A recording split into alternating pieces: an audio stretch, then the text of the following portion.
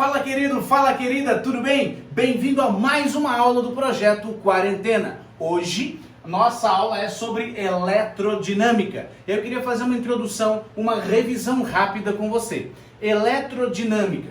O que significa dinâmica? É o movimento. E o que vem, da onde que vem eletro? Dos elétrons. Então vamos lembrar uma coisa. Eletrodinâmica, a gente está estudando o movimento dos elétrons. Então, eletrodinâmica é o estudo do movimento dos elétrons. É disso que trata a nossa aula de hoje. Mas antes da gente falar dos elétrons se movimentando, vamos lembrar como é que é o comportamento dele lá no átomo. Então, no átomo, eu tenho aqui uma parte bem densa, que é a parte que tem massa, que a gente chama de núcleo. E nessa parte aqui, ó, no núcleo, a gente tem dois tipos de partículas, sim? A gente tem um cara chamado próton, e um outro cara chamado o quê? Nêutron, certo? Então a gente tem os prótons e os nêutrons, eles estão no núcleo do meu átomo. Legal, o elétron é a terceira partícula que compõe esse átomo conhecido aí por você, certo?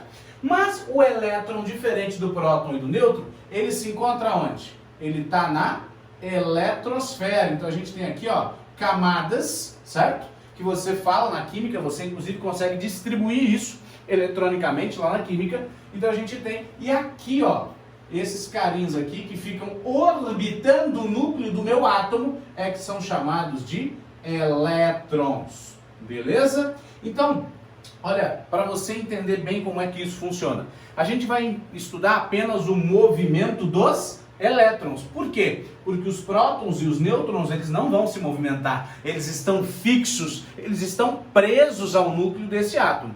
Mas os elétrons, eles ficam o tempo todo aqui, ó, orbitando o núcleo, tudo bem? Na camada que a gente chama de eletrosfera. Então o meu átomo, ele é composto de duas partes. Eu tenho o núcleo e tenho a eletrosfera. Eletrosfera, que é a casinha desses elétrons que estão aí. Tudo bem? Bom, um átomo, no seu estado fundamental, ele é eletricamente neutro. O que isso significa? Que ele não tem carga? Ele tem carga sim, mas a quantidade de cargas positivas é igual à quantidade de cargas negativas. Então, um átomo no seu estado fundamental é eletricamente neutro. Quais são as cargas positivas? Onde estão as cargas positivas aqui? Os prótons são positivos. Os nêutrons não apresentam carga elétrica, por isso neutro, ele é neutro, né? E os elétrons são o quê? Negativos. Então, se eu estou te falando que um átomo qualquer no seu estado fundamental é eletricamente neutro, eu estou te dizendo que um átomo no seu estado fundamental, ele tem o quê? O número de elétrons é igual ao número de prótons. E por isso é que a gente fala que esse átomo é o quê? Eletricamente neutro. Beleza. Só que o que acontece? Eu posso, de diversas maneiras, eletrizar esse átomo. E aí eu vou ter aquelas partículas que aqui a química chama de íons.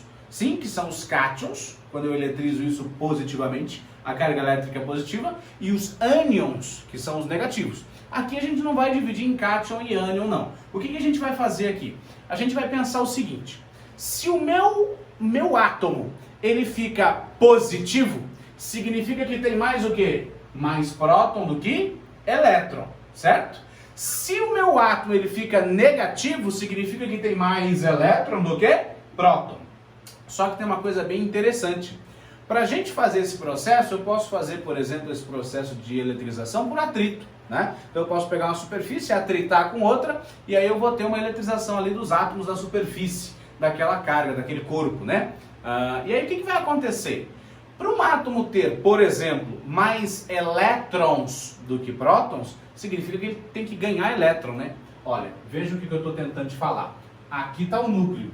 Digamos que esse núcleo ele tenha 3 prótons. O que eu quero te dizer é, aqui em volta do núcleo está a eletrosfera, estão orbitando os elétrons. Tudo bem até aqui? Se eu tenho 3 prótons, eu tenho que ter o quê? 3 elétrons. No estado fundamental tem 3 elétrons aqui orbitando, beleza? Então esse átomo desse jeito está eletricamente neutro. E o que é um átomo eletrizado positivamente, ou seja, um cátion? É quando eu tenho no núcleo, eu não mudo, eu continuo tendo 3 elétrons. Porém, na eletrosfera, o que vai acontecer? Se ele tem que ser eletrizado positivamente, então ao invés de ter, por exemplo, 3 elétrons, eu tenho apenas 2. Você concorda que se eu fizer mais 3 menos 2, a carga elétrica dele não vai dar zero, vai dar o quê? Mais. Deu para entender a ideia? Então aqui eu tenho mais 3Q menos 2Q. A carga elétrica dele é positiva. Já se eu quiser fazer o contrário, ou seja, eletrizar isso negativamente, eu tenho aqui o núcleo, aqui a eletrosfera, eu continuo tendo 3 prótons lá no núcleo, e aí eu vou ter, por exemplo, em vez de 2 ou em vez de 3 elétrons, eu vou ter aqui 5 elétrons. 5 elétrons. E aí o que vai acontecer? Eu vou fazer mais 3Q menos 5Q. Quanto que dá o resultado? Menos 2Q. Então, esse cara ficou eletrizado positivamente. Esse cara ficou eletrizado negativamente. Nós temos uma fórmula para fazer isso, né? É a fórmula que eu brinco com os meus alunos, que é a fórmula de Quiné. Quiné. Olha lá. Quiné. Esse Q é de carga. Para eu saber a carga de um corpo, eu tenho que saber duas informações. Eu tenho que saber o número de elétrons. Só que esse número de elétrons, deixa eu te contar uma coisa bem interessante. Esse número de elétrons é o que sobra ou o que falta. Como assim, Gui? Quantos elétrons tem aqui? Tem um elétron. Gui, eu estou vendo 2. Tem um elétron só. Porque tem um elétron faltando. Deu para entender a ideia? Então, se você for fazer aqui, tem um elétron faltando. E se você for fazer aqui, tem um elétron, ou melhor, um não, 2 elétrons sobrando. Então, esse número de elétrons é sempre o que sobra ou o que falta. E esse Ezinho aqui é uma constante. O cara tem que te dar, mas essa constante sempre vai valer 1,6 vezes 10 elevado a menos 19. Tudo bem? Então a gente vai, para saber a carga de um corpo, a unidade de carga é Coulomb, tá? A gente vai pegar o número de elétrons que sobram, que faltam, muito simples, que 1, que 2, só contar mesmo, e multiplicar pela carga elétrica fundamental, que é 1,6 vezes 10 a menos 19. Só fazer isso já resolve um monte de questões que ele vai impedir aí a carga de um corpo, tudo bem? Só para a gente terminar essa primeira parte, a gente tem uma coisa bem curiosa, que é chamada de poder das pontas.